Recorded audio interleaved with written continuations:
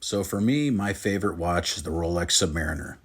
Not the date version, the Rolex Submariner. Some people call it the no date, but for me, it's still known as just the Rolex Submariner. I purchased my first one from a pawn shop in 2010 for only $3,500. And since then, I have owned many variations. 2-liners, 4-liners. I've owned some date subs as well. I've owned also a Sea Dweller as well. But I always come back to this watch, the 14060M. This one's the 4-liner. And this one is from 2008. It's got the engraved rehaut, aluminum bezel insert, none of that ceramic, and it has drilled lug holes. I really love this timepiece, and the reason why is I think it represents all the best of the Rolex Submariner. And I believe that the newest Rolex Submariner does not really represent any of Rolex's past, in my opinion.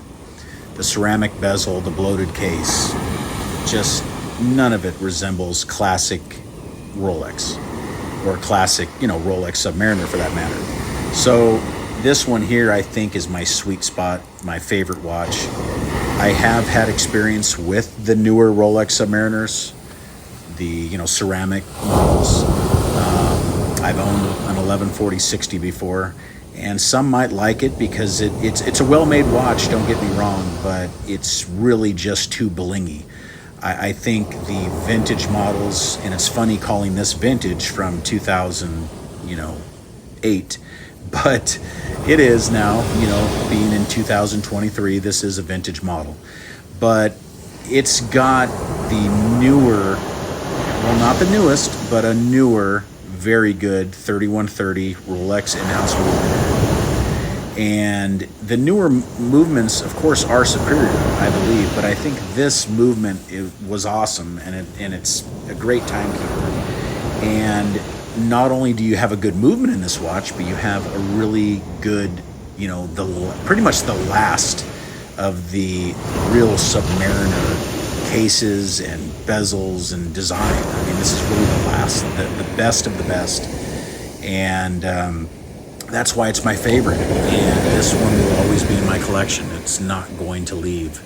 I just think that there's nothing better. And I've owned a lot of dive watches. I really have. I've owned a lot of dive watches over the years by many different brands. And there's a reason why this one is always compared to everything else. This is the watch that you measure every other watch to. This is just, some might not want to hear that, but it's just the truth.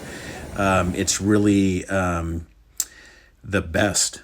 And this one here is in, great condition, unpolished. And that's the way, if you find one of these, you want to get them unpolished, unmolested. When they start polishing these 5-digit subs, they destroy them. They really ruin them. And I think that having the chamfer still on it, the original brushing, that is the ones you need to look for.